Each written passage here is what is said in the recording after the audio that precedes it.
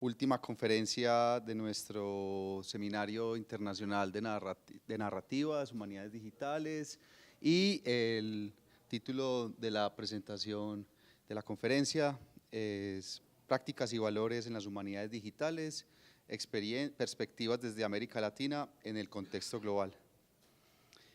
María José Afanador es doctora en Historia por la Universidad de Austin en Texas, profesora asociada del área de Humanidades Digitales en la Facultad de Artes y Humanidades de la Universidad de los Andes, donde coordina la maestría en Humanidades Digitales, y ahora nueva jefe del centro, que va a tener un nuevo nombre, el de Estudios en Periodismo, con una proyección pues también importante del mundo digital también, ¿cierto?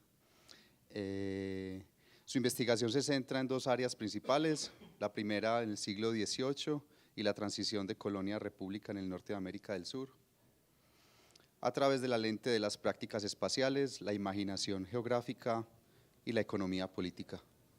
La segunda es la pedagogía y evaluación de proyectos de humanidades digitales, archivos y colecciones digitales, la historia de Internet y la historia digital. Es editora de The Programming Historian en español y es miembro y líder del comité base de la Red Colombiana de Humanidades Digitales. Hemos tenido pues entonces el gusto de que hayas estado este mes varias veces con nosotros, María José. Muchas gracias. Muchas gracias, Andrés. Muchas gracias a todos los colegas de AFIT por invitarme a participar en esta conversación, en este diálogo. Yo muy contenta de que además sigamos hablando y conversando después de estas reflexiones que vamos a compartir. Entonces, yo voy a hablar de un tema que después dije, uy, esto está grande y complejo, porque el escenario, ecosistema, mundo y de las humanidades digitales en América Latina se ha expandido bastante en los últimos años. Si fuera a hacer esta presentación hace unos 7, 8 años, 9 años, sería yo creo que muy distinta. También la literatura, reflexiones, proyectos de humanidades digitales en el contexto global ha tenido un crecimiento grande. Entonces, esto que voy a mostrar es como un pequeño intento por hilar lo local latinoamericano con lo global a partir de una serie de debates, tensiones, que yo aquí las denomino prácticas y valores. Y quiero comenzar con un documento, no sé si lo conocen, que se llama el Digital Humanities Manifiesto 2.0. Esto salió publicado más o menos en el 2009 en el contexto norteamericano. Un grupo de investigadores, incluidos Jeffrey Snapp y otros, empezaron a pensar, y de esto también hay un libro interesante e importante que es el Digital-Humanities de la MIT Press, donde también se empiezan a proponer unas cosas muy interesantes, reivindicando unas miradas dentro de… Ay, espérense que se… Ay, estoy acá en la… Unas miradas que reivindican una serie de valores y una serie de prácticas de lo que se podría llamar esta emergencia de unas humanidades digitales. Este es un texto que yo pongo a leer muchas veces a mis estudiantes en clase, es un manifiesto, como pueden ver, tiene un formato experimental, tiene una forma como de romper con unas lógicas también de lo narrativo y por proponer una serie de valores de las humanidades digitales. Entonces acá aparece, por ejemplo, la experimentación. Aparece la hibridez disciplinar, la colaboración y la remezcla, la cultura participativa, el acceso abierto, el código abierto, la innovación metodológica, compromiso académico, una idea de romper un poco con una tradición del humanista tradicional allá en su biblioteca produciendo conocimiento y pensar como las prácticas de las humanidades digitales como más dialógicas, más colaborativas, más abiertas. Y ese es un texto que cuando lo leemos con mis estudiantes genera como mucha emoción, como uy, acá hay posibilidades de romper todo y volver a ser acá como un espacio desde las humanidades digitales. Pero acá lo que yo quiero hacer a partir de esto es complejizar un poquito más cómo se lee esto desde un contexto específico latinoamericano, con unos retos, con unas posibilidades que nos muestran también que los conocimientos son situados y que es importante que los valores y las prácticas de las HD se reexaminen desde el sur global para revelar desigualdades estructurales e históricos que marcan la producción de conocimiento digital. Entonces, lo que les voy a proponer hoy, más provocaciones y preguntas que algo acabado, porque esto es una reflexión en curso que no tiene forma todavía de papers ni nada. Seguramente van a quedar más preguntas que respuestas, pero es un poco situarnos en unos debates también que vienen emergiendo desde ya hace bastantes años, que tienen que ver con esto de la geopolítica del conocimiento y epistemologías del sur, donde Jimena es una persona muy importante también avanzando estas conversaciones para el mundo de América Latina, que nos proponen unas perspectivas críticas y situadas sobre ese lugar de América Latina, no solamente en las humanidades digitales, sino en general en el ecosistema de producción de conocimiento global. Acá tenemos, pues hay varios autores y autoras que vienen avanzando esta conversación desde América Latina, participando en las redes globales de humanidades digitales, poniendo esta conversación en ese escenario, donde pues la idea es pensar que las humanidades digitales no son un campo neutral, sino que es un ecosistema situado donde hay unos modelos que se han impuesto y otros que se van quedando relegados. También en esta discusión es importante pues, mirar también pues, quiénes han estado hablando sobre estos temas, quiénes son los proponentes. Este es uno de los volúmenes de la serie de la Universidad de Minnesota Press de debates de humanidades digitales. Es una publicación importante porque se sitúa en una línea larga de publicaciones, de volúmenes editados, siendo este que tomó bastante tiempo. Jimena citó que las dos tenemos capítulos ahí, esto fue un proceso editorial largo, pero la misma idea de pensar desde lo global creo que nos muestra que los tiempos son difíciles de maduración. Y en este texto, que es un lugar importante para movilizar estos debates de lo global, pero también de lo situado, de lo local, de los sures globales, los editores, Domenico Fiormonte, Sukanta Chaduri y Paola Ricaurte nos hablan de, espérense que se me está, de pensar en la injusticia epistémica, cuando se refiere a dónde están y cómo están representados los saberes del mundo en las humanidades digitales y la forma en la que hay unas desigualdades estructurales en qué voces se escuchan en el ecosistema global del conocimiento. Hay una autora también muy importante que avanza estas discusiones en su libro New Digital Worlds, Rupika Rizam, Postcolonial Digital Humanities in Theory, Praxis and Pedagogy, y unas preguntas pues, que se gestan en esta, digamos, geopolítica del conocimiento, que a mí me han interesado mucho desde el punto de vista sobre la gestión de los archivos patrimoniales latinoamericanos. Sobre eso alguito he empezado a revisar y a investigar, y acá tenemos pues, unas preguntas ahí que creo que hay que hacerse. ¿Qué voces están y no están representadas en los archivos digitales existentes y en el ecosistema mediático digital? En lugar, digamos, de pensar que los humanistas históricamente nos hemos ocupado del estudio de la experiencia humana, para decirlo de manera muy amplia, y que hemos acudido a estos lugares de la memoria, ¿no? Donde encontramos esos rastros, esas huellas, esos vestigios, pero que esa gestión de esos archivos tiene una historia, está atravesada por unas historias y unas desigualdades, pero que el entorno de lo digital, que es muy complejo, y ahorita voy a mostrar algunas imágenes para que lo materialicemos un poquito, también operan en muchas capas de posibilidad de representación de quiénes están y cómo están representados en lo digital. Y la otra pregunta, ¿cuál es la situación actual de la representación en los entornos digitales de los patrimonios culturales latinoamericanos? Por el lado, digamos, de esa representación. Hay un montón de bibliografía que es muy importante leerla desde América Latina, y acá traje una pequeñita selección de textos, empezando por el texto de Isabel Galina, de ya hace varios años, de Geographical and Linguistic Diversity in the Digital Humanities. Aquí pues una idea importante es que las humanidades digitales están atravesadas por estas geopolíticas y tenemos pues la hegemonía del inglés, que es la lengua franca de la producción académica, y eso pues es una limitación a la pluralidad epistémica. Y es interesante pensar desde esos sures donde se ofrecen alternativas para pensar, y en eso también Jimena ha sido pues, una pionera al acceso abierto, por ejemplo, la colaboración, y podríamos pensar que América Latina podría ser un laboratorio de unas prácticas como más inclusivas y críticas sobre lo digital. Entonces, y acá voy a mostrar pues, algunos ejemplos de estas articulaciones que nos expanden las humanidades y las humanidades digitales a unas humanidades digitales en América Latina, donde la agenda de la justicia social se vuelve importante, se vuelve central en esa presentación. Entonces, Isabel Galina nos habla de la hegemonía del inglés, que afecta a la comunicación académica, pero también la configuración del campo, porque la pregunta es, ¿qué se considera relevante, qué se cita y qué se invisibiliza? En trabajos como de Domenico Fiormonte, por ejemplo, Él ha sido pues muy importante y también de la mano con Jimena. Una cosa que dice Fiormonte es que si las humanidades digitales nacieron con el objetivo de acompañar y forjar la transformación digital de los saberes humanísticos, es evidente que no podemos ignorar la geopolítica de los sistemas de comunicación global. De lo contrario, el sur se quedará como mero consumidor de herramientas, contenidos e infraestructuras diseñadas e impuestas por el norte. Y a lo largo de la presentación voy a seguir como empujando un poco esa idea. Tenemos también las contribuciones de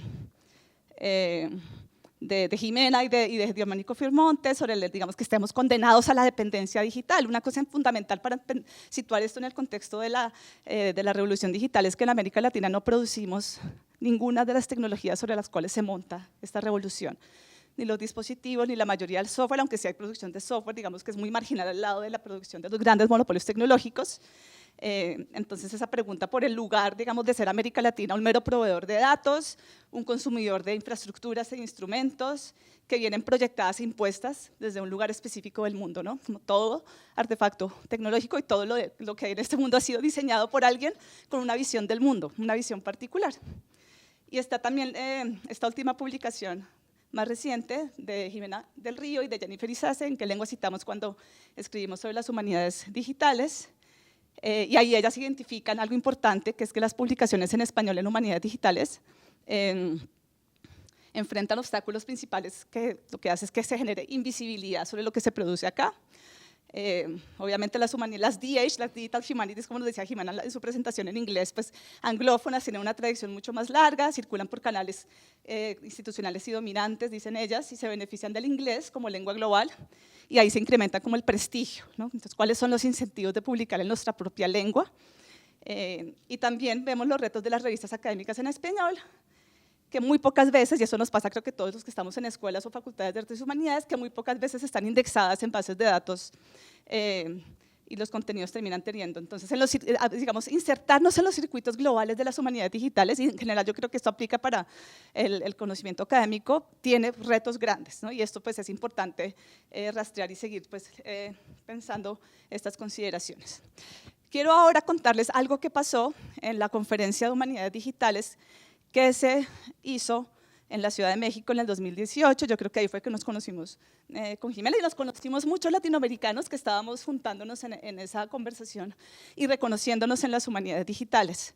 Fue la primera vez que la conferencia se hizo en un país del llamado sur global, hispanohablante, y por eso mismo yo creo que fue un momento importante de inflexión, no solo porque ahí se empezaban a movilizar unas discusiones latinoamericanas, sino también porque nos contaba Jimena ayer en la comida que en la conferencia de DH en Australia todos eran hombres, por ejemplo, hombres blancos del norte global. Una de las conferencistas principales de esta conferencia fue Janet Chávez Santiago, una activista investigadora de la lengua zapoteca del estado de Oaxaca, México. Ya de entrada, la elección de ella como una persona que pudiera pararse en ese estrado de una conferencia de humanidades digitales a hablar desde un lugar de enunciación que usualmente así había sido ignorando los circuitos globales de humanidades digitales ya era poderoso. Y una cosa importante que pasó ahí fue una historia que nos contó Janet sobre la representación de su comunidad zapoteca en Internet. Entonces ella nos decía, cuando uno entra y busca a los zapotecas en Google, la primera entrada que aparece es Wikipedia, ahorita voy a hablar un poquito más sobre Wikipedia, y aparece que los zapotecas fueron una cultura del pasado. Y eso, pues, digamos, resonó y le generó pues, mucho conflicto a Janet, porque esa idea de que los zapotecas fueron, así como en pasado, pues era falsa. La cultura zapoteca está viva y está, digamos, construyendo su cultura todos los días con su lengua.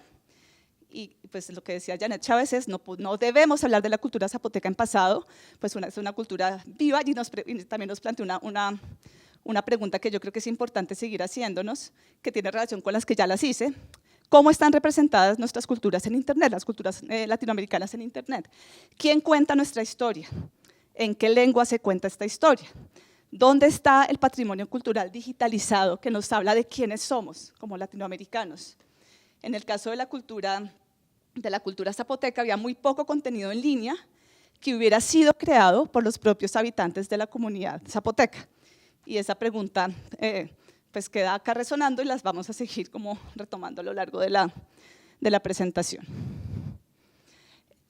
Uno de los proyectos que nos mostró en ese momento Janet Chávez Santiago es este diccionario parlante de zapoteco de Totitlán, y es un diccionario oral para ayudar a enseñar zapoteco. Detrás de esta historia también hay una historia de investigadores de universidades en Estados Unidos, lingüistas, yendo a la comunidad de Janet Chávez Santiago a colaborar entre comillas, con la comunidad para convertir el zapoteco en lengua alfabética, aprender a escribir el zapoteco. Contaba Janet Chávez Santiago que estos investigadores fueron los primeros en escribir la lengua alfabética, no la comunidad misma. También advertía de ella pues, estos peligros del extractivismo académico que también resuena, yo creo que con el extractivismo de datos de las plataformas comerciales.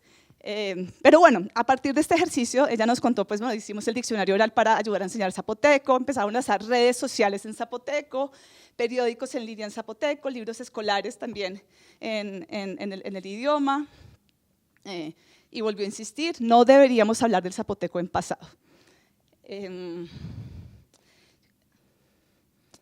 Este es un mapa de un investigador de Oxford que tiene una especialidad que a mí me parece fascinante, que es especialista en geografías del Internet.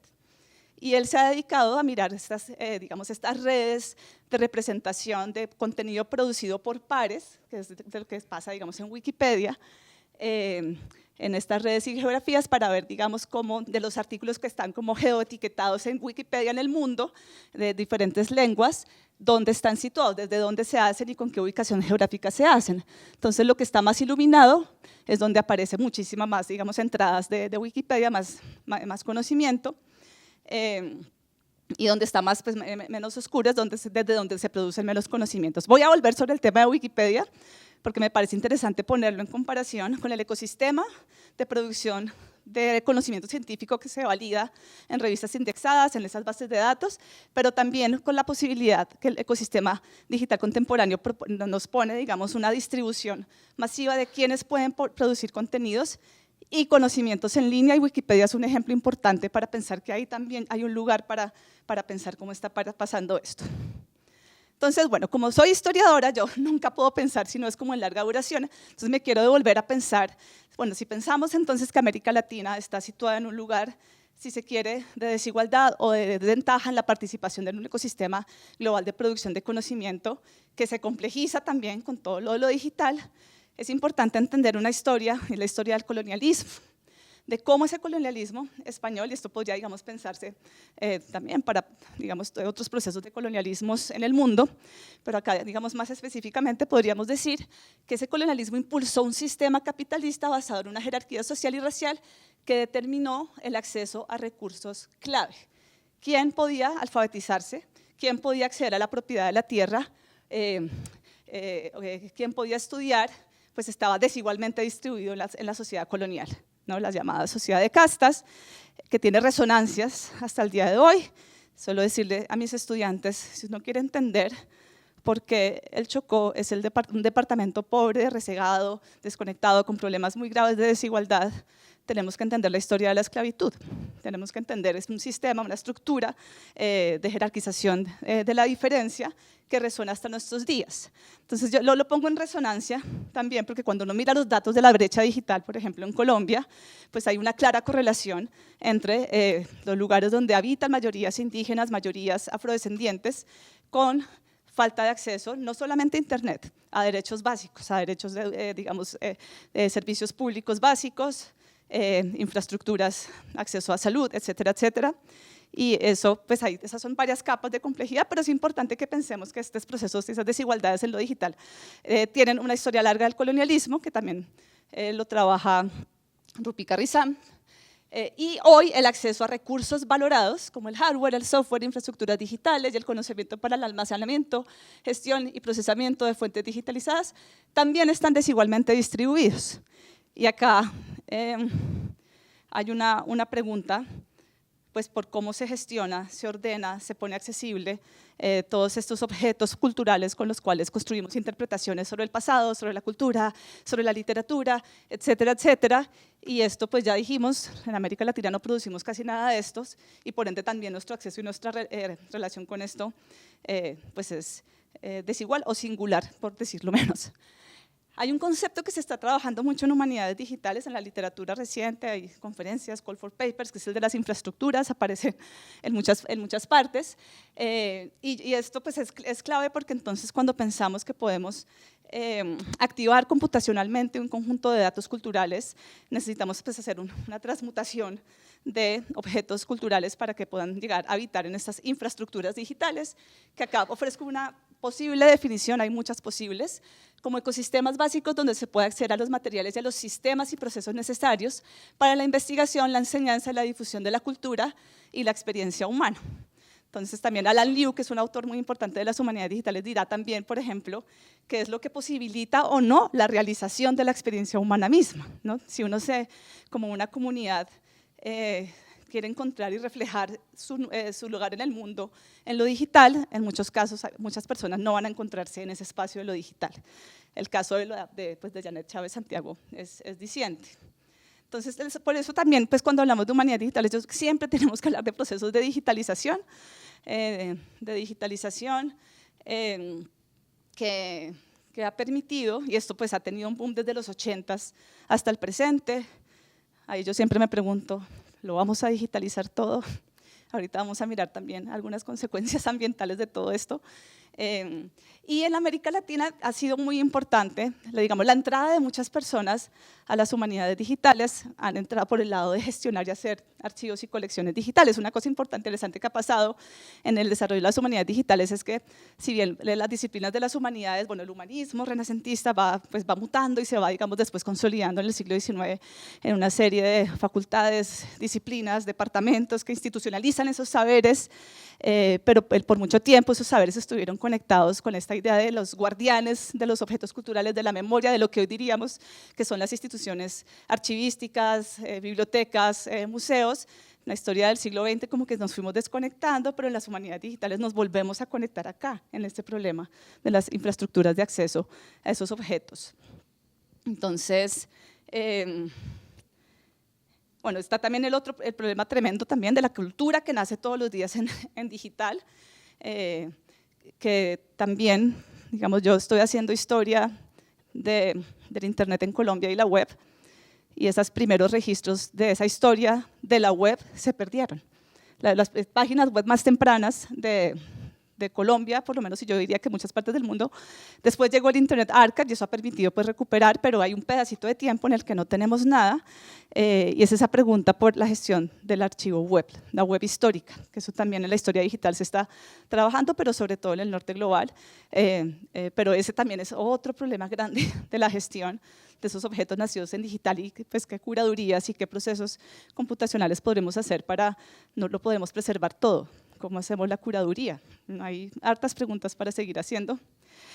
Yo empecé con los temas digitales, yo vengo de una formación de doctorado en historia, digamos, tradicional, en el sentido de que mi trabajo fue sobre todo en archivos análogos, aunque ya empecé también, obviamente, el Archivo General de Indias de Sevilla empezó muy temprano a digitalizar, desde finales de los 80s y comienzos de los 90s, entonces también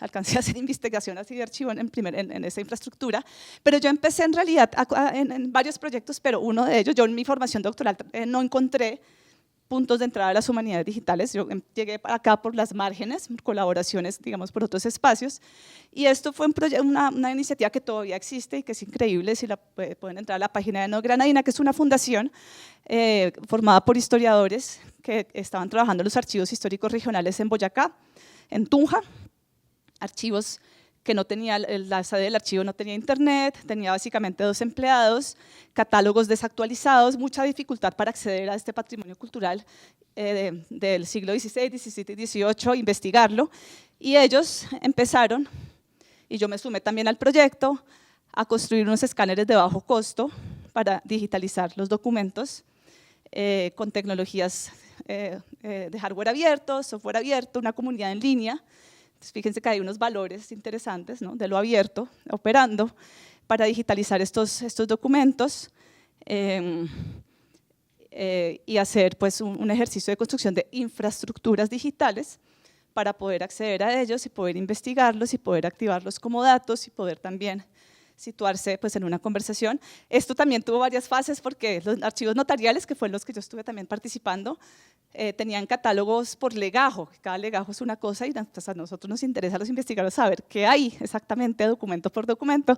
Entonces hicimos un proyecto de catalogación colaborativa para que una comunidad de paleógrafos, archivistas, historiadores y entusiastas de la paleografía compleja nos ayudaran a hacer unas entradas, unas descripciones documentales, documento por documento. Entonces ya podríamos tener una forma de hacer accesible. Con estos escáneres también digitalizamos un montón de periódicos para el Centro Nacional de Memoria Histórica. Debo decir que esto tuvo muchos problemas técnicos, que a veces hay un entusiasmo así con el Digital Humanities Manifiesto, es como que sí, lo abierto, lo libre, y luego te enfrentas a que a veces esas tecnologías no tienen suficiente desarrollo y soporte. Escalamos los escáneres para periódicos y todo empezó a fallar. Y la comunidad en línea ya estaba muy poco activa. Esto fue mi regreso a Colombia muy estresante. Pero sacamos adelante la digitalización como de 180.000 imágenes de periódico El Campesino, el periódico Voz y el periódico El Pilón de Valledupar. Una experiencia que de repente me ayudó a entender el flujo de un proceso de digitalización que no es solamente un mero asunto técnico, y eso también es un tema que es importante discutir. Lo digital no solamente es un asunto técnico, es mucho más que eso, y hay que empezar a estudiarlo en su complejidad y en su profundidad, tanto histórica, sociotécnica, política, ética, etcétera, etcétera. Entonces, bueno, les quería traer este ejemplo, porque a partir de este proceso, pues empecé también a preocuparme por, bueno, queremos hacer humanidades digitales en América Latina, pero tenemos muchos retos de acceso a los materiales culturales con los que podemos hacer investigación digital en América Latina. Y esto para mí fue más visible cuando empecé a colaborar con una publicación que se llama The Programming Historian en español. Tenía ya su primera versión en inglés, Programming Historian, que publica tutoriales, lecciones también les decimos, sobre flujos metodológicos, herramientas y formas en las que los humanistas pueden articular herramientas y procesos digitales a su investigación. Y empezamos a traducir tutoriales que habían sido escritos en inglés para adaptarlos en español, y estábamos buscando datos, digamos, repositorios de datos que pudiéramos hacer la traducción y además hacerlo más culturalmente relevante para la audiencia. Entonces, en algunos casos la traducción no solamente era hacerla literal, sino decir, bueno, si en inglés utilizan este repositorio del Old Bailey Online en Inglaterra, busquemos un repositorio en español donde también se pueda aplicar la misma metodología, y empezamos a darnos cuenta, está muy difícil encontrar infraestructuras digitales que permitan, por ejemplo, la descarga automatizada de datos, que permitan activar estos datos para investigación. Y eso me llevó pues, a seguir investigando un poquito más sobre esos retos para la gestión de datos culturales en América Latina, donde en el caso de Tunja pues, vimos unas restricciones financieras, ¿no? Eso se puede replicar sobre todo archivos históricos regionales en América Latina. Eso está por investigarse a fondo, eso también deberíamos entender cuál es la situación actual de acceso, pero tenemos algunas cosas que podemos decir en general, ¿no? Hay poca financiación, hay acceso limitado a hardware. En el archivo en Tunja no había forma de que tuvieran $20.000 para comprar un escáner comercial, entonces la solución del escáner de bajo costo pues, se volvió plausible para poder avanzar el proceso. Escasa aplicación de legislación sobre archivos, todos los países tienen legislación sobre archivos, pero si uno va a hacer un corpus, por ejemplo, le pasó a unos estudiantes de la maestría, un corpus de tutelas acá en Colombia. Las tutelas son un mecanismo para acceder a derechos fundamentales que existen desde el 91. Cada juzgado archiva la información de forma distinta, por ejemplo, ¿no? Entonces esto lo podemos ver desde la gestión. La gestión de la información es como el problema, ¿no? Desde muchos lugares. Problemas de conservación, falta de catálogos de ayudas de búsqueda, falta de alfabetismos digitales y recursos humanos para estos procesos. Retos también para América Latina, esto es importante, para la gestión de archivos sensibles, de derechos humanos, de restitución de tierras. Entonces, un poco lo que me parece a mí importante. Denme un segundo y tomo un poquito de agua.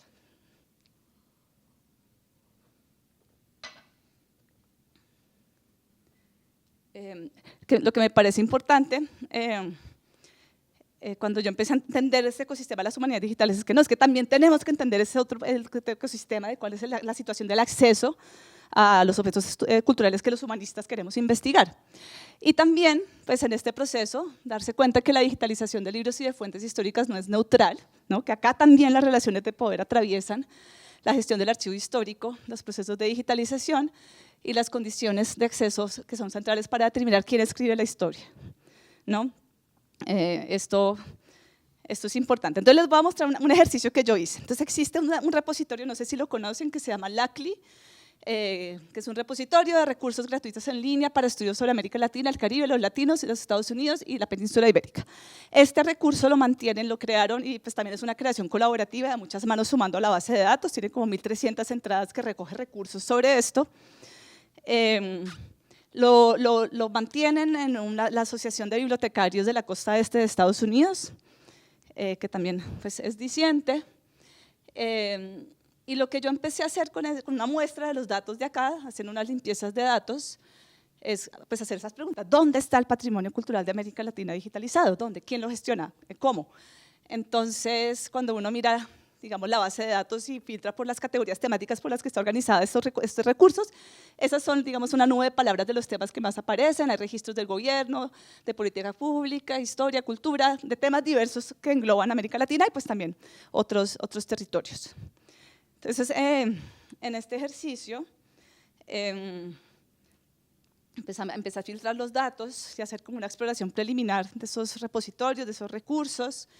Encontré que después de hacer algunas limpiezas de datos y algunos filtrados, de 866 recursos digitales con colecciones de materiales culturales e históricos sobre América Latina, aproximadamente el 56% son gestionados por instituciones en Estados Unidos y Europa. Nuevamente, pues hay una historia de colonialismo, es una historia de desigualdades, el lugar de América Latina en el mundo. Y acá hay muchas preguntas para hacerse, acá hay muchas preguntas que ojalá se abrieran más agendas de investigación para entender mejor quién los ha creado y dónde, cómo se facilita el acceso al conocimiento de estos datos. ¿Están estos datos disponibles para la investigación para temas relacionados con memoria, reparación, causas de justicia social? ¿Quién los mantiene? ¿Tenemos metadatos multilingües? Es decir, si yo soy una persona de una comunidad indígena de México y quiero acceder a una colección de mis datos que están en una universidad en Estados Unidos, ¿voy a poder acceder en náhuatl a los metadatos? No, todas esas preguntas, y yo creo que esto hay que seguir investigando, hay que, como que hacer ese mapeo de comprensión de ese ecosistema, y es un poco una de las preocupaciones que yo tengo, pues de situar esta conversación de la gestión de los patrimonios culturales de América Latina, en la geopolítica del conocimiento y en las resonancias del colonialismo. Bueno, entonces, ahora, después de dar estas puntadas sobre estas problemáticas que yo creo que son fundamentales para pensar la situación y de pasar, yo estuve en el Programming Historian como editora de tutoriales en español por 9 años, eso acabó de cambiar, me retiré del proyecto ahora que asumí la dirección, pero duré 9 años en ese ejercicio, y en ese ejercicio era la frustración, tenía que ver, si ustedes entran a Programming Historian, van a darse cuenta que en inglés hay como 100 tutoriales publicados, de donde ya hay temas muy sofisticados que obviamente nos llevan a las inteligencias artificiales. Los tutoriales en español son más o menos la mitad, pero muchos son traducciones de tutoriales en inglés, pero hay una producción importante de tutoriales hechos, digamos, en América Latina, intentando, digamos, de pronto trabajar con otras escalas, no de grandes repositorios de datos, sino otras escalas, que yo creo que también es interesante pensar. Desde ahí ahorita vamos a ver también otros ejemplos de eso.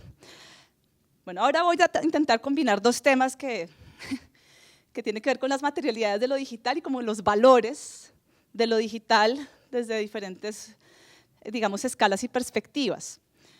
Entonces, como cuando nació Internet, hay un montón de metáforas que se volvieron muy comunes, ¿no? Entonces, el ciberespacio, la nube, ya lo decían creo que en algunas de las mesas, como esta desmaterialización de una infraestructura que es muy compleja, es un ensamblaje sociotécnico que tiene muchas capas de complejidad.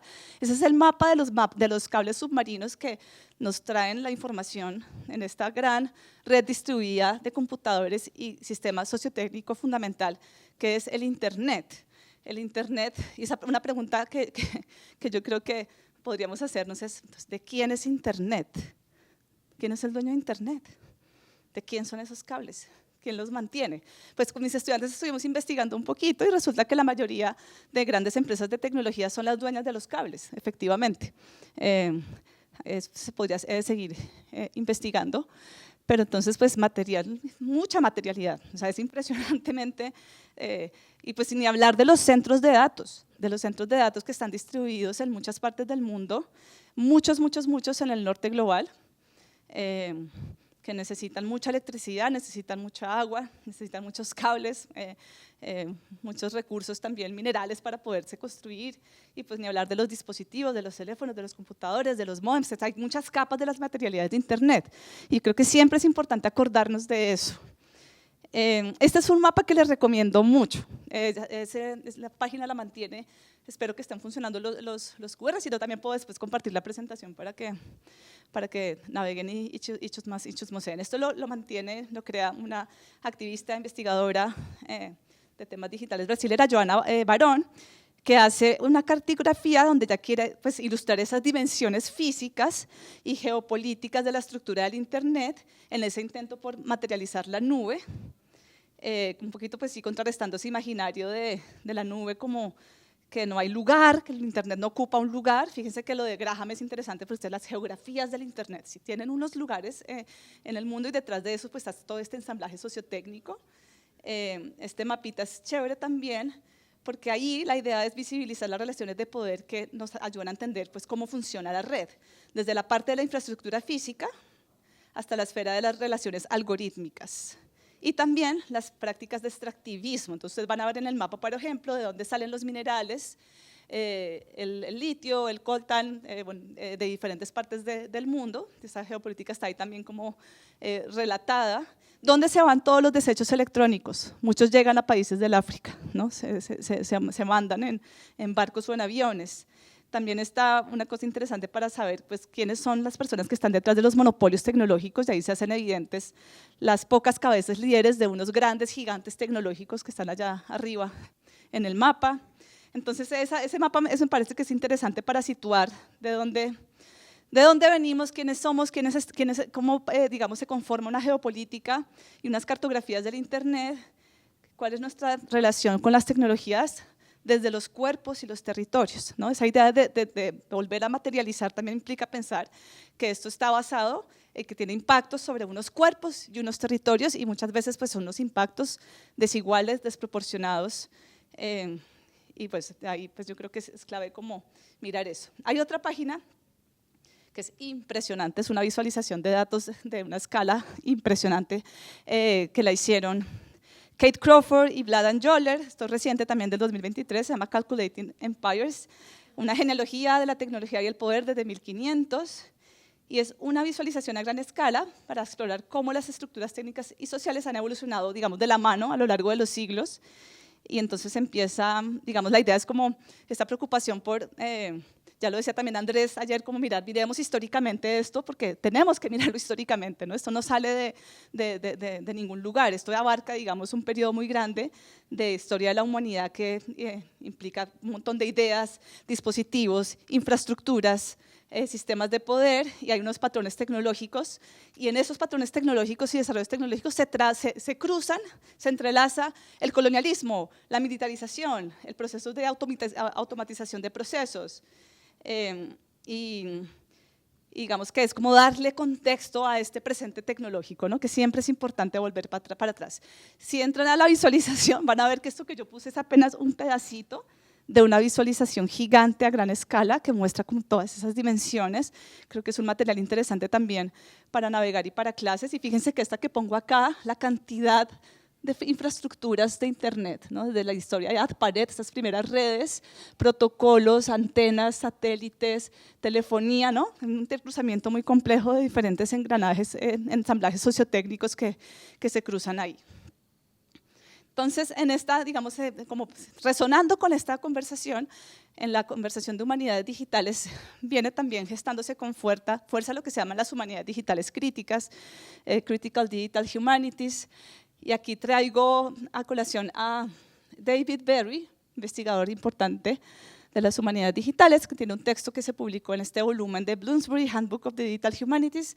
Esto es reciente, esto es de pronto del 2023 o 2024, no me acuerdo bien, pero hay una cuestión importante, porque entonces cuando hablamos de, bueno, ¿cuáles son los valores?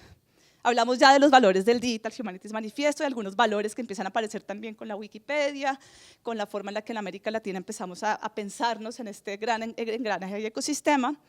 David Berry pues, también nos habla de si tuviéramos que ponerle valores a la computación de hoy en día, a la nube, a los cables, a todo ese ensamblaje sociotécnico, nos habla de que los valores intrínsecos de la computación, que además son los valores del capitalismo, son los de siliconización de las humanidades. Acá hay una crítica al entendimiento meramente instrumental de lo digital, ¿no?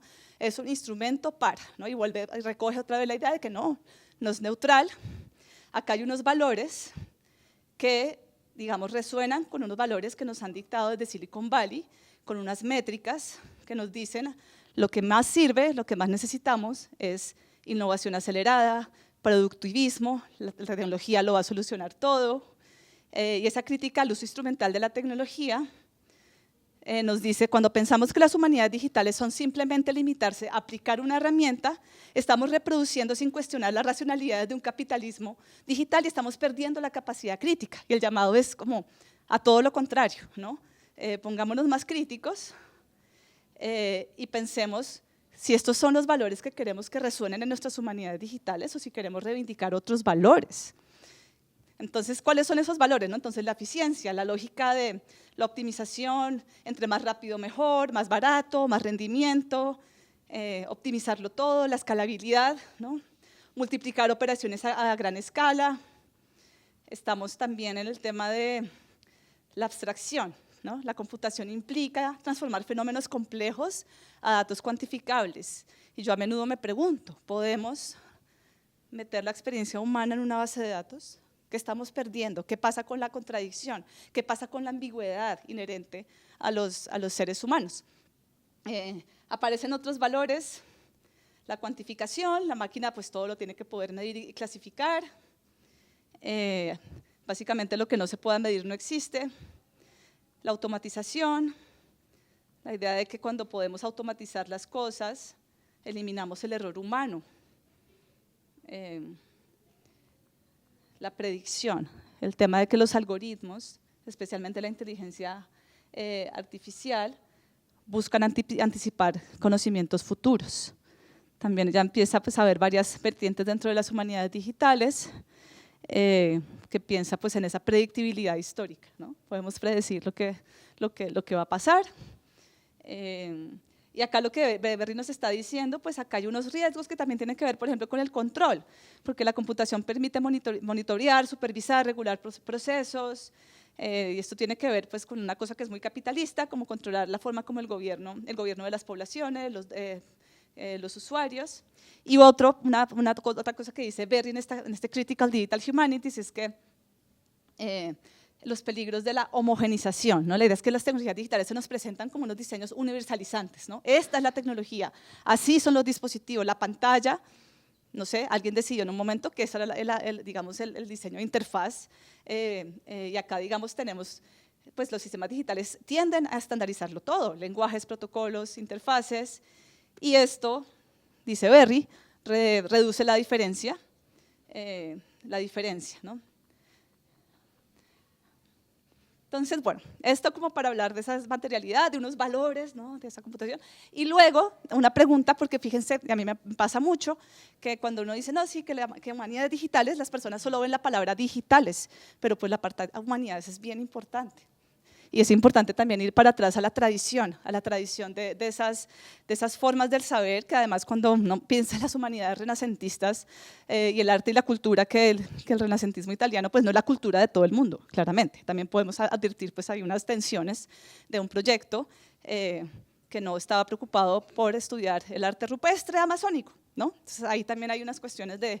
Entonces yo les recomiendo mucho, bueno, ¿cuál ha sido, puede ser la relación de América Latina con el humanismo?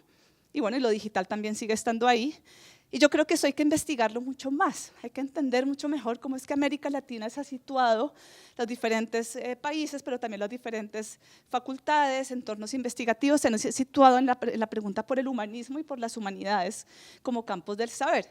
Yo le recomiendo mucho la tesis doctoral de mi colega Sergio Rodríguez, Humanidades Digitales en América Latina, un mapeo multidimensional de sus tensiones. Él hizo una investigación multisituada con entrevistas a muchas personas de la comunidad, creo, obviamente te entrevistó a ti, Jimena, y a muchas personas de esta comunidad, para poner sobre la mesa algo que no encontramos tanto, que es el debate sobre el humanismo latinoamericano. La tesis está en digital como formato interactivo, también es una tesis muy experimental en ese sentido, y nos habla digamos, ahí hay muchos hallazgos interesantes o para seguir construyendo y pensando esos humanismos latinoamericanos, donde él encuentra como esta dualidad entre como, luchar por el reconocimiento dentro de la categoría universal de lo humano, y él lo describe como que en América Latina vivimos como una forma ondulante y contradictoria de la relación con la tradición humanística. La tensión, digamos, tiene que ver con la autenticidad del humanismo latinoamericano. ¿Hay un humanismo latinoamericano? Y si es así, ¿cómo es? ¿Cuáles son sus valores? Entonces él ahí presenta esas dos posturas: intentar concebirse dentro de la categoría de lo humano, luchar por ese reconocimiento, alinearse con la narrativa universal occidental, adoptar el ideal neoclásico, o rebelarse contra la narrativa homogénea y cuestionar la línea de base de lo que el humanismo considera civilizada, buscando especificidad y diferencia. Entonces están como en esa doble posibilidad, y este enfoque diría, no, tenemos que situarnos desde la multiculturalidad, podría ser. Hay un texto de René Cardoso, de la UNAM, que se llama Las humanidades en la universidad, la tradición humanística en la Universidad Mexicana y particularmente en la Universidad Autónoma del Estado de México. Ojalá hubiera más estudios así para diferentes entornos institucionales. Y en ese ejercicio él dice: el humanismo que debemos producir es un humanismo sobre nuestras propias experiencias y necesidades. Yo creo que hay como unas pistas interesantes para pensarnos en esa tradición también de los humanismos. Y también lo que nos dice Sergio digamos, en este ejercicio de rastreo, de mapeo, de proyectos, de entrevistas con personas reconociéndose y participando en la comunidad de humanistas digitales latinoamericanos, es que hay una oportunidad de alinearnos con lo que ahí él menciona como unos humanismos autóctonos, como digamos que se alineen con cosas como la pedagogía del oprimido de Freire o como la investigación-acción participativa, y seguramente con más tradiciones y más cosas del entorno latinoamericano, que puede ser interesante. Y en esa dirección les quería mostrar un artículo que salió el año pasado en la revista La Palabra, de la UPTC, de colegas de la Universidad de Caldas. Ellos estuvieron acá participando en la Maratón de Humanidades Digitales, proponiendo estas humanidades digitales del sur, construyendo sobre todo esto que ya les acabo de contar, y sobre más tradiciones también más profundas, más latinoamericanas. Milton Salazar y Tatiana Carvajal, exponiendo pues una visión, ¿no?, de esas humanidades digitales situadas, críticas, para dejar de pensarnos como que América del Sur es el proveedor de los datos, que nosotros no producimos teoría, que estamos emulando y siempre poniéndonos en espejo con Europa o con Estados Unidos. Y ellos empezaron a hacer una construcción de proyectos desde la universidad. Tienen un colaboratorio que se llama el Colaboratorio Pluriversos, ahorita en la otra diapositiva les muestro, donde ellos se construyen en un lugar de, bueno, tenemos precariedad de acceso a recursos computacionales, a esos recursos valorados que mencionaba yo antes, pero tenemos una serie de proyectos en los que estamos conectándonos con comunidades culturales específicas y dialogando para desencadenar, digamos, procesos con comunidades, descentrar un poco la autoridad académica, co-crear con proyectos que tengan sentido para problemas también del presente. Entonces, fíjense que son unas humanidades que se sitúan también en expandir no solamente la mirada al pasado, sino situarnos en los retos del presente. Esta es la página de ellos, el Colaboratorio Pluriversos, y lo voy a leer como ellos se autodefinen. Es un espacio de colaboración de conocimiento que busca trenzar la investigación y la acción. Ahí, Orlando Falsborda.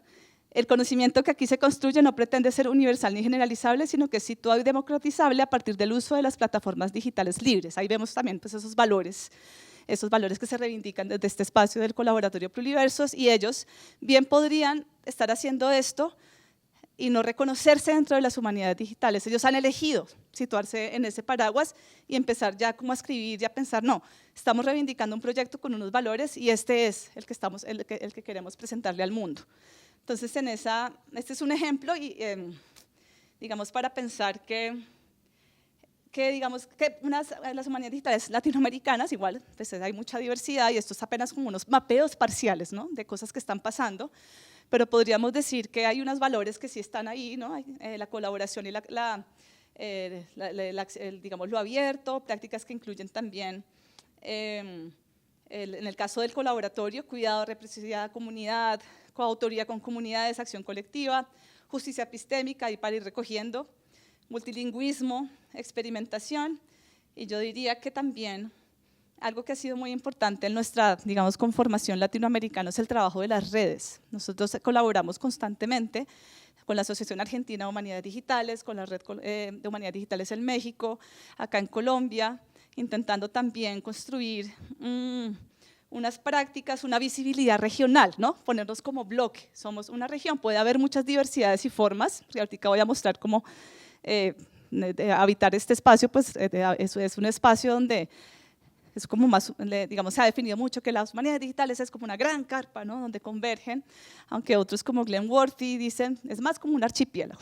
De pronto la metáfora del archipiélago no nos habla, pero creo que hemos intentado crear como el conjunto del archipiélago latinoamericano, ¿no? de algunas prácticas situadas con problemáticas locales, donde lo interdisciplinario es importante, donde cómo conectamos también con nuestras agendas propias. Y allí pues aparecen muchas prácticas distintas, de distintas escalas, intenciones y posibilidades con la computación y los medios digitales. Y acá para conectar un poco con las charlas de Jimena y de Diana, pues hay diferentes formas de situarse en esa posibilidad. Acá en América Latina no tenemos la posibilidad, o no hemos tenido la posibilidad, y no sé si queramos, de crear unas grandes infraestructuras para el análisis masivo de objetos culturales.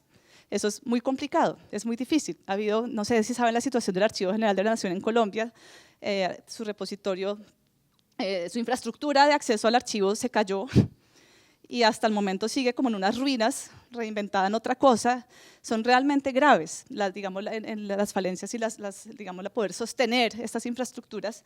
Entonces hay diferentes formas de estar, ¿no? Y de habitar. Entonces ya Jimena nos contó sobre el laboratorio de humanidades digitales que reivindica la minimal computing.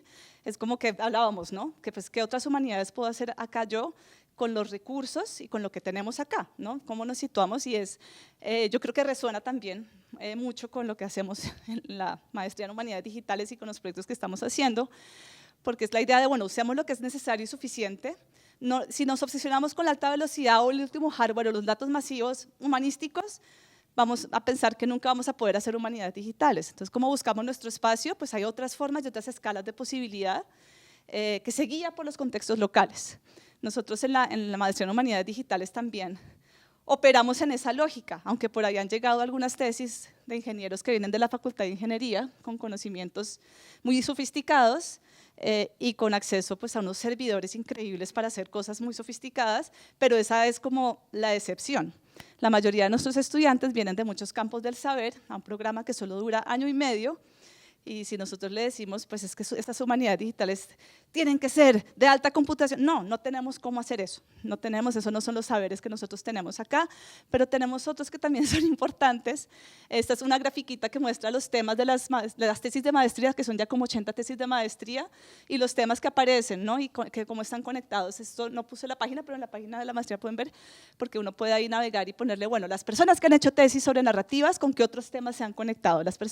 El tema narrativo interesa mucho en nuestros estudiantes, ¿no? Cómo narramos con la especificidad del medio digital, cómo podemos construir experiencias también de producción, de construcción de sentido en las interfaces.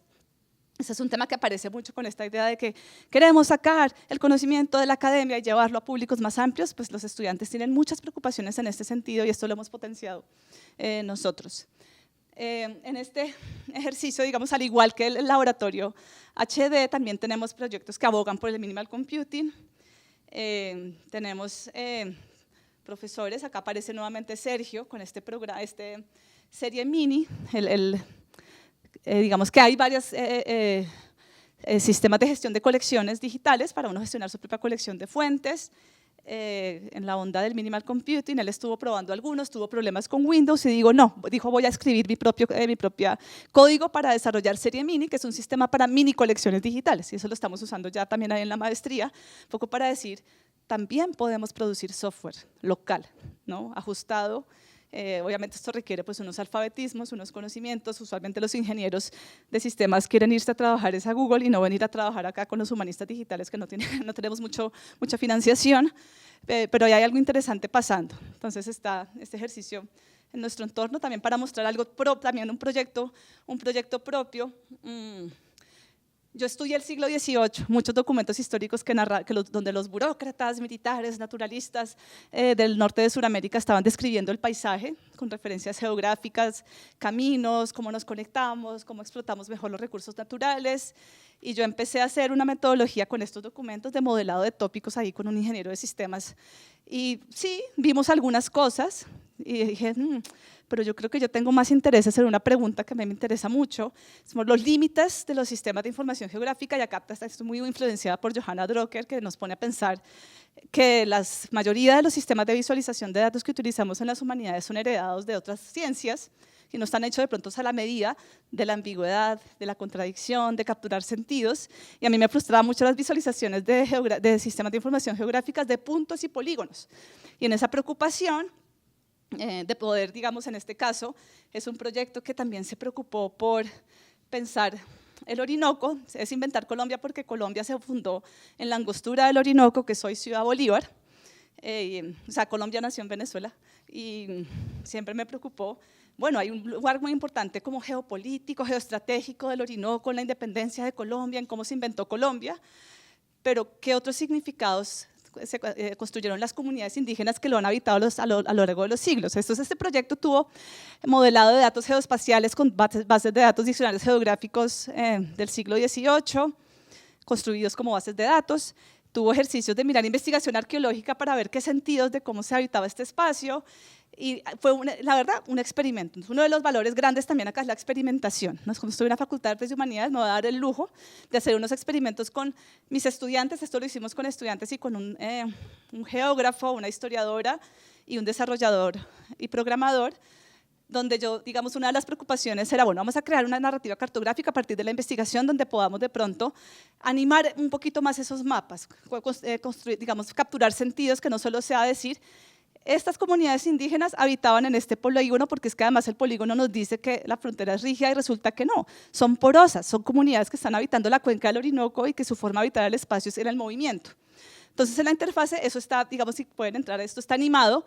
Nosotros hicimos ahí unos experimentos de cómo podemos capturar mejor el sentido en la interfase, y a mí me preocupa mucho esa pregunta, ¿no? La construcción de sentido en interfaces digitales, inclusive la construcción de argumentos históricos que se despliegan en la especificidad del medio digital y que, digamos, llevan a unos límites distintos la forma en la que podemos visualizar con sistemas de información geográfico que superen los puntos y los polígonos, ¿no? Que ayuden como a capturar algo del sentido de lo que significa moverse en el espacio. Este es un experimento, y es un experimento que también sale del ejercicio de decir, tenemos muy poca información en los archivos sobre qué pensaban y cómo habitaron esos espacios, la cantidad de grupos indígenas que habitaron el Orinoco por más de 500 años. Y hay unos imaginarios como los de Humboldt, del Orinoco, como un espacio vacío, ¿no? Una selva donde no hay gente, donde no hay nadie. Tenemos obviamente algunas fuentes coloniales muy importantes. En este ejercicio también hicimos una curaduría del Orinoco ilustrado del padre José Gumilla, pero es sobre todo un experimento que la universidad, la idea ha sido que esto se pueda valorar como una producción académica, así como se valora un artículo, ¿no? Que acá también se construye, se avanza en la especificidad del video digital, pues una forma de contribución. Entonces, ahí para darles como ejemplos de cosas que hemos hecho ahí en ese espacio específico, pero ya viene en América Latina, se vienen ya abriendo un montón de espacios, el Laboratorio de Humanidades Digitales de Patrimonio Documental y Humanidades Digitales en Chile. Esto está pasando y es importante porque está pasando en el TEC de Monterrey y viene, digamos, de una colaboración norte-sur.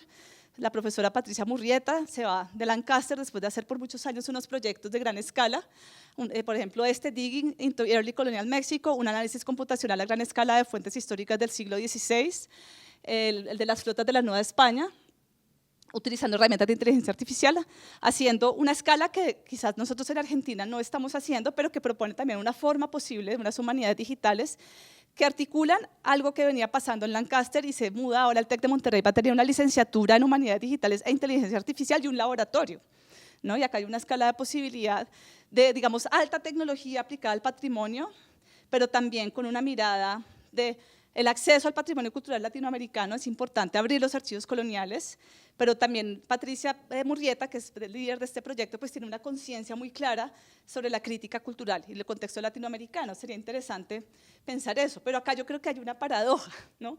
Está como la alta tecnología en un ecosistema que es muy desigual, ¿no? Donde muchas personas les cuesta llegar acá, de tener ese acceso. Es como una paradoja estructural, y esto me hace acordar de un concepto clave del cyberpunk, que es un género de la ciencia ficción: alta tecnología, baja vida, ¿no? Que describe como el futuro de una tecnología muy avanzada que convive con una desigualdad social muy grande, ¿no? Es una paradoja, y yo creo que es la metáfora, digamos, del cyberpunk como una suerte de teoría vernácula que nos ayuda a pensar esos futuros tecnológicos, pues nos pone también en paradoja. Porque claro, en América Latina tenemos muchos problemas de conectividad. Acabo de estar en Leticia y allá ustedes no se imaginan, casi que ellos empezaban a conectarse de verdad en pandemia, han estado muy desconectados. Tenemos pues falta de conectividad, hay pues instituciones archivísticas precarizadas, pérdida de lenguas, vulnerabilidad ante el cambio climático, y eso es tremendo, ¿no? Porque la mayoría de esa gran infraestructura computacional que requiere mucha agua y mucha electricidad está beneficiando mucho más al norte que al sur, pero acá sí estamos teniendo unos impactos desproporcionados con el tema del cambio climático. Entonces, claro, la alta computación requiere almacenamiento masivo, computación de alto rendimiento, tener unos repositorios, unas infraestructuras consolidados y tener pues unas inteligencias artificiales entrenadas y mucho equipo, mucho equipo. Estos proyectos grandes necesitan un gran ejército de personas trabajando en ellos y un montón de financiación. Entonces es como la paradoja de decir, vamos a estar usando esas tecnologías que controlan los actores del norte global para estudiar nuestros problemas, pero yo creo que igual sí hay oportunidades importantes, como que uno debería escoger muy bien cuáles son las apuestas que podríamos hacer acá. Este es un proyecto para reparar, recuperar y revelar los archivos de las dictaduras de América Latina con ayuda de inteligencia artificial. O sea, qué tema sensible e importante sobre lo cual podríamos usar estas tecnologías de repente para identificar fotos de desaparecidos. No, como que hay unas posibilidades. Perdón, yo me puse el timer para ir cerrando, entonces creo que voy más o menos bien. Entonces, bueno, mirar las paradojas, ¿no? Las paradojas ahí son importantes. Quería volver a Wikipedia, porque entonces yo hablé ya como de los valores que dice Berry, que es súper, hiper, mega crítico sobre la siliconización de las humanidades, pero tenemos en el mundo de la web el ejemplo de Wikipedia de colaboración abierta y distribuida como un ejemplo claro de que también puede habitarse lo digital con plataformas no comerciales, porque el principio aquí de Wikipedia no es comercial, es construida entre pares, es la enciclopedia más grande del mundo, está en más de 270 idiomas, y es una infraestructura global de construcción de sentido. Para mucha gente se informa en Wikipedia antes de llegar al paper académico, ¿no? Esa ya es una realidad, es una infraestructura muy importante. Así que en muchos casos mucha gente ahí se define lo que se considera conocimiento básico, pues es una enciclopedia así como la Enciclopedia Francesa del siglo XVIII, pero en una escala, ¿no? Montada sobre esta gran infraestructura de lo digital. Entonces, a mí me parece importante que pensar ese problema de la geopolítica del conocimiento pasa por mirar el ecosistema de producción en artículos indexados, ese ecosistema es clave, pero también pasa por mirar este entorno como Wikipedia, un lugar como Wikipedia es importante. Y acá lo que les estoy mostrando abajo es el caso de la Wikipedia en la lengua Wayuu-Naiki, que es la lengua de los indígenas de las comunidades Wayuu, que comparten la frontera norte entre Colombia y Venezuela. Hay más de 800.000 hablantes y digamos, personas de la etnia Wayuu, que ese proyecto lleva como 15 años y ya tienen la Wikipedia en su propia lengua. Es un ejercicio en el que han podido narrarse desde su propia cosmovisión en su propia lengua y hacer visible la cultura en la esfera digital. Y esto ha sido un proyecto comunitario de muchos años que fortalece, digamos, el uso de la lengua, se vincula con los colegios de los Wayuu, con las mujeres lideresas, porque muchas de las mujeres lideresas han sido las encargadas de editar y crear las entradas en Wayuu-Naiki, y uno podría decir, bueno, pero ellos no se reconocen como humanistas digitales, pero yo creo que es parte también de ese gran problema de la geopolítica, que si pensamos que las humanidades digitales solo habitan el espacio del universitario, uno diría no, esto no entra dentro de esa lógica, pero si nosotros pensamos en unas humanidades digitales más expansivas, más situadas, atentas a las luchas por la representación de quiénes y cómo, lo que nos decía Janet Chávez Santiago. Yo creo que este tipo de proyectos nos pueden ayudar a pensar también cómo habitamos en un ecosistema en donde ya los académicos no tenemos la potestad del conocimiento académico en los papers. Es tan grande y digamos, el ecosistema digital híbrido es tan grande y tan complejo que el conocimiento circula de muchas formas, ¿no? Entonces yo creo que es importante como también estudiar más esto, entenderlo mejor, que yo creo que esta es la lucha por la representación como un tipo de práctica digital que podemos poner en el centro también en estas discusiones. Lo último es, estoy leyendo este libro, no soy experta, pero estoy empezando a develar sus argumentos, pero creo que puede ser interesante y está medio famoso, el filósofo Chiro Yuk-Ui, que hace esa crítica a la idea de una tecnología universal, homogénea, lineal, que se representa como la forma correcta e inevitable de la modernización y regresa pues a esta idea clave de que las tecnologías no son neutrales, sino que expresan visiones del mundo, valores y relaciones con la cultura y la naturaleza de la propia cultura. Y a esto pues él le llama las cosmotecnias, ¿no? Que se integra como la cosmovisión, la técnica y la ética en formas de vida particulares. Entonces acá hay como desde la filosofía una idea de rechazar la idea de que haya un solo modelo tecnológico, que es extractivo, que es capitalista. Estamos en la época de la datificación, toda la experiencia humana, todo lo que hacemos en esos entornos digitales se convierte en datos que son hechos para, digamos, para monetizar, y es un poquito un ejercicio lo que propone Yuk-Ui, cómo permitirnos pensar otros futuros tecnológicos posibles, que se conecten a tradiciones, a epistemología, necesidades locales, y ahí dice también una cosa interesante, que así como la autonomía, la biodiversidad sostiene la vida, la tecnodiversidad sostiene la autonomía cultural, evitando que todos dependamos de un único sistema técnico controlado por unas pocas corporaciones. La utopía, pero bueno, ahí puede haber algo interesante para seguir. Entonces, bueno, uno podría decir que acá hay de todo para pensar, espero que esto genere muchas más preguntas. ¿Qué es esto que está pasando, que se está conformando en esta conversación? Uno podría decir, bueno, unos nuevos humanismos de pronto, unas humanidades del siglo XXI, que ese fue el título que le pusimos a la maratón de humanidades digitales, como humanismos y humanidades del siglo XXI, humanidades expandidas, humanidades digitales del sur. Aquí en Enalfit han trabajado las humanidades intermediales digitales, casi que, bueno, hay etiquetas y formas de nombrar, pero en realidad creo que está también la posibilidad de que profundicemos esa conversación sobre lo digital. Esa soy yo terminando las diapositivas y muchas gracias. Y conversemos. ¿Empiezo yo? Vale. Gracias, María José. Muy interesante la presentación. Funciona, ¿no? Vale. Yo tenía como dos reflexiones sobre lo que expusiste, a ver qué te parece a vos. A mí, por un lado, me parece que las Digital Humanities están muertas. O sea, yo voy a Estados Unidos, ya no existen los Masters de Digital Humanities, hay minors, todo es Digital Scholarship. Los textos que vos citaste, por ejemplo, David Berry, son ya viejos. Es como que todo esto que nosotros estamos haciendo, a ellos ya se les está muriendo, ¿no? Me parece que lo que se está muriendo, más que nada, son las humanidades. Hay una muerte de las humanidades como tal, como las conocimos hasta ahora. Cuando se piensa en las primeras Digital Humanities, había un concepto más claro de humanidades como las que hablamos el otro día, ¿no? Por ejemplo, literatura, historia, hasta, bueno, a la Academia Norteamericana, ellos estuvieron cambiando el concepto de humanidades en los últimos tiempos también para sobrevivir. La Academia Norteamericana siempre fue mucho más transversal. Por eso creó las humanidades digitales, como ya tenía los estudios de género, etc.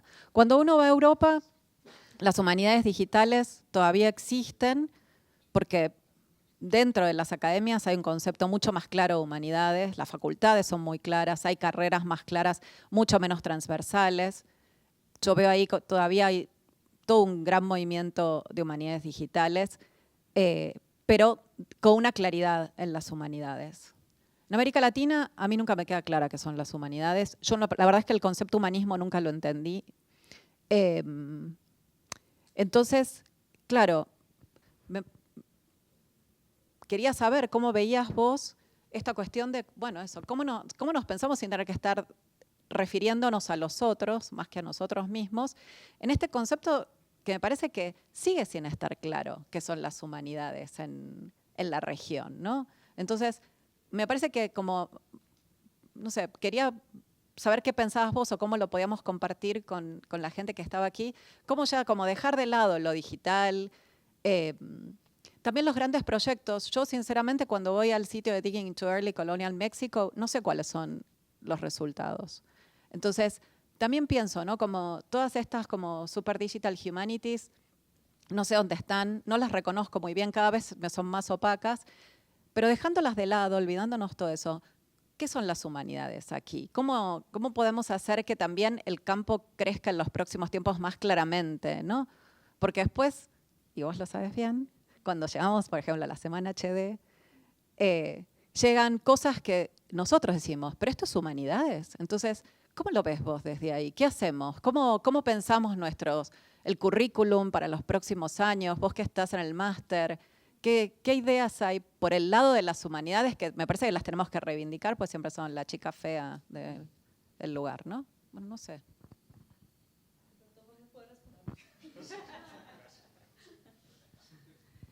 No, gracias, Jimena. No, complicadísimo. Y digamos, el ejercicio digamos, esa pregunta que hace Sergio en esa disertación, que yo creo que es chévere leerla porque entonces de pronto empieza a remover ahí como esa idea de que las humanidades pues tienen una historia, tienen una tradición, tienen una forma en la que no conocemos mucho, digamos, ese texto que les cité de un autor mexicano que intenta decir, bueno, ¿cómo han sido esas humanidades aquí que nos hemos propuesto nosotros? Yo creo que es importante que entendamos mejor ese pasado, ¿no? También para poder entender cómo hacia dónde proyectamos qué queremos hacer. Digamos que las humanidades que practicamos en mi facultad es en verdad una amalgama de cosas interdisciplinarias, en donde estamos en diálogo constantes con las artes, con el diseño, con la archivística, con los programadores, con los historiadores, y que a veces la etiqueta humanidades digitales queda un poquito corta, a veces cuando se habla de digital scholarship a veces de repente recoge mucho, pero pues es posible decir es solo humanidades porque viene de una literatura como se ha enseñado en los últimos 50 años, o pueden ser unas humanidades que empiecen a pensarse de otras formas, pero pues ¿qué pasa con ese término? ¿No? Que se vuelve ahí como una suerte como de bisagra, porque entonces ahí en esa expansión aparece ya como toda esta agenda de la justicia social, que en Estados Unidos está pasando eso, por ejemplo en Revision Digital Humanity, lo que hace Rupika Rizam, es un pedacito de una agenda que está ahí como movilizándose, de apostarle también a un espacio de intervención pública, ¿no? Ya lo decía ya hace años Juan Luis Suárez en un texto que se llama El humanista digital, que ya es viejito, que la responsabilidad principal del humanista debería ser con el público, ¿no? Y yo creo que en esa crisis de las humanidades esa pregunta vuelve a cobrar relevancia. Entonces, bien podría uno decir, no, el momento de las humanidades, dentro de las humanidades digitales, es una suerte como de algo que ha pasado legitimarse porque estamos usando datos masivos que nos ayudan a llegar a patrones de pronto más certeros sobre la experiencia humana, sobre la cultura, sobre un fenómeno determinado, que es problemático porque el registro histórico siempre es parcial, siempre es situado, la interpretación está en todas partes, ¿no? Digo yo. Pero entonces una de las salidas que yo podría decir en lo que estamos haciendo nosotros es el tema de la interdisciplinario, ¿no? De que nos enunciamos como un lugar.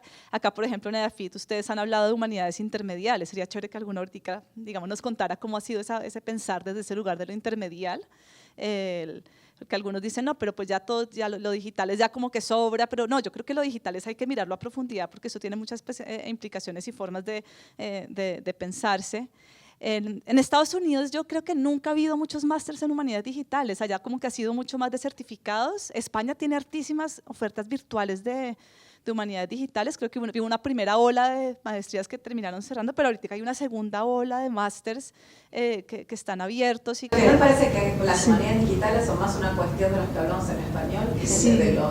de los anglófonos en este momento. De los anglófonos. ¿No? Al menos eso es lo que yo veo ahora, como que eso está todo como estallado, sí. ¿No? Y reinventándose en esto de la digital scholarship, bueno, llegó la viaje por otros lugares, y nosotros ahora estamos como montando, ¿no? Como toda esta cosa que el peligro es que termine más que en una gran carpa en una bolsa de gato, ¿no? En una bolsa, sí. Sí, a mí me incomoda a veces el término, ¿no? Humanidades digitales, y lo repetimos así como hasta el cansancio, y a veces digo, no, las prácticas que están convergiendo acá pueden ser otra cosa, pueden ser más un espacio de convergencia de muchas disciplinas que se preocupan por estas preguntas, pero no es fácil, y yo creo que sí hay más por investigar y por entender de las trayectorias. Fíjense que acá para pensar, digamos, en unas genealogías alternativas de las humanidades digitales, ¿no? Busa y la historia del padre Busa, pues es como la genealogía, pero entonces estábamos investigando en la maestría, bueno, pero acá en Colombia, si quisiéramos rastrear como unas genealogías propias de las humanidades digitales, está, por ejemplo, el Banco de la República, que es el gran centro cultural, tiene sus colecciones de oro Quimbaya, que es muy importante, es una colección patrimonial muy importante en este país. Y el Banco de la República empezó con Clemencia Plazas en los años 60 a hacer la base de datos con tarjetas perforadas de la colección Quimbaya para empezar a buscar y hacer como cruces de información.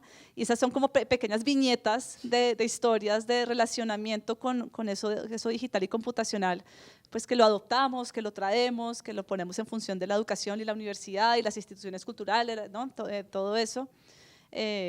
Y creo que encontrarnos en esa identidad perdida implica más investigación sobre cómo ha sido la lingüística, por ejemplo. Yo creo que hay un montón de cosas por entender sobre cómo ha ocurrido eso. Ahorita que estuve en el Amazonas, presentaron el profesor Juan Álvaro Echeverry de la Universidad Nacional Sede Leticia un proyecto que se llama EDTANE, Sistema de Oralidades en Colombia, es decir, el Sistema Digital de Oralidades, que es una infraestructura que recoge grabaciones digitalizadas de rituales, cantos, relatos orales de comunidades indígenas del Amazonas, y también la idea es que recoja oralidades de todo el país, que son, digamos, registros que están en los cassettes de los antropólogos guardados en cajones.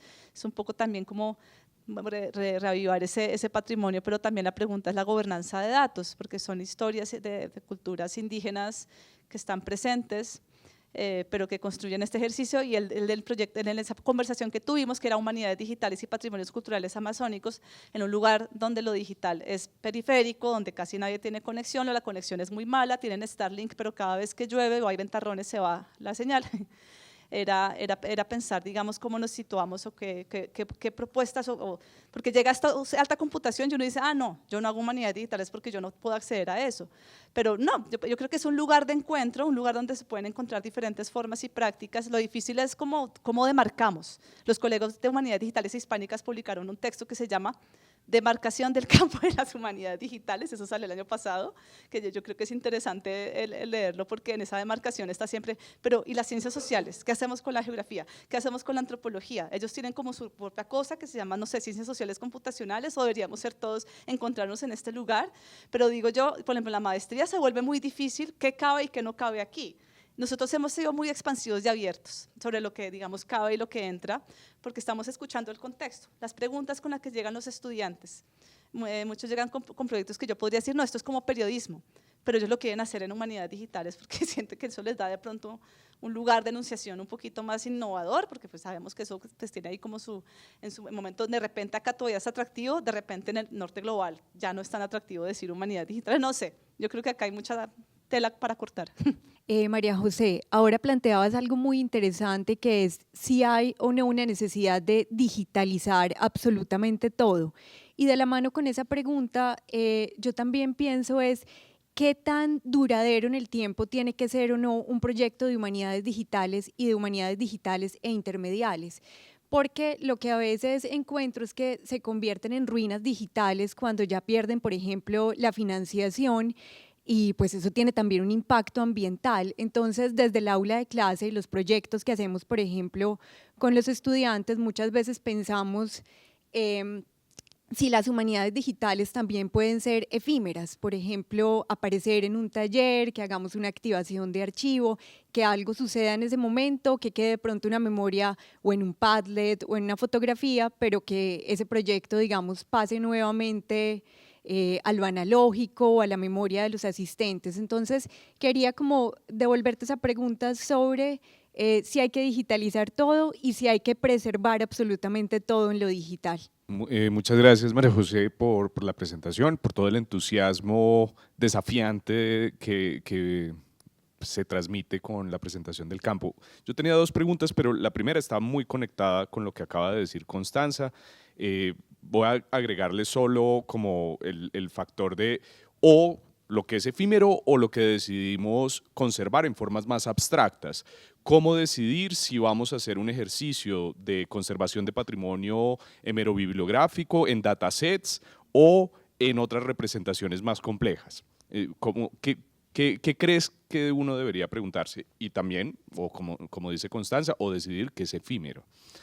Eso por un lado. Pero por otro lado, cuando describiste esta dinámica entre los investigadores norteamericanos que llegaron al encuentro con los zapotecas y que hay esta interacción que convierte la lengua zapoteca o que pone en contacto la lengua zapoteca con el alfabeto fenicio grecolatino, apareció la palabra extracción, extractivismo.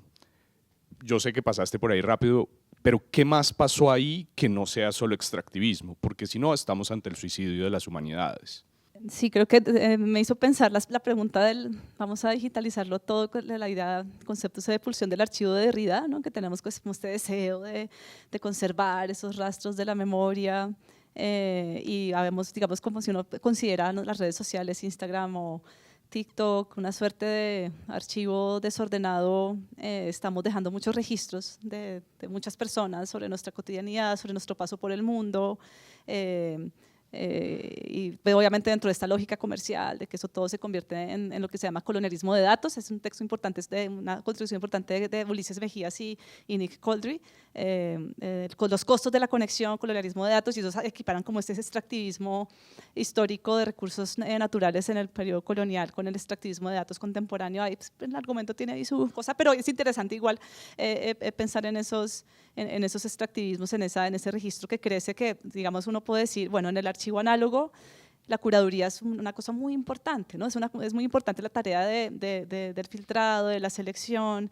de la construcción de un ejercicio de yo quiero intervenir sobre este problema, y para intervenir sobre este problema yo necesito registrar o digitalizar estos documentos que me permitan de repente responder una pregunta, ¿no? Un poquito no como de la política institucional de vamos a poner 500 millones para digitalizar, con eso toca digitalizar lo que más pongamos. Yo creo que necesitamos humanistas que también informen esos procesos de gestión de patrimonio y de poder tomar decisiones un poco más en función quizás de temas de mediación cultural digital, de lo que hacen las bibliotecas, los archivos y los museos con sus públicos, o en función de problemas pedagógicos, ¿no?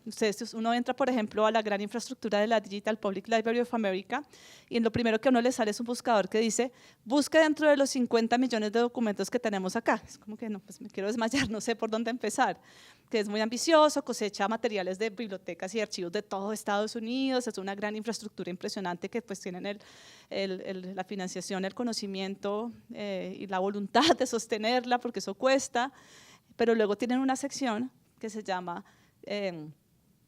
como conjuntos de fuentes primarias, que son unas curadurías que digamos cambian la escala de acercamiento a esos patrimonios culturales, con una curaduría de fuentes a partir de temas concretos, con guías pedagógicas para uso en el salón de clase. Digamos que hay un enriquecimiento, enriquecer una experiencia de acercarse a un patrimonio, y esa mediación, y eso que digamos que el diálogo entre archivistas, bibliotecólogos, gente de los museos, humanistas, yo creo que es fundamental también por eso, porque ahí podemos poner una agregación de un valor a unos materiales que de otra forma muchas veces no son ni siquiera buscables o encontrables. Hay varios proyectos también en torno a las bibliotecas y los museos y los archivos que han propuesto ejercicios como de crowdsourcing con comunidades para que las personas del común etiqueten objetos culturales y garantizar que la gente de pronto llegue más fácilmente a ellos. ¿Para qué los vamos a poner allá por el solo hecho de que habiten un espacio si no tenemos como una intención de uso, una motivación clara de por qué queremos hacerlo? Yo creo que ahí toca generar preguntas como de posibilidad, de para qué y por qué estamos haciendo esto.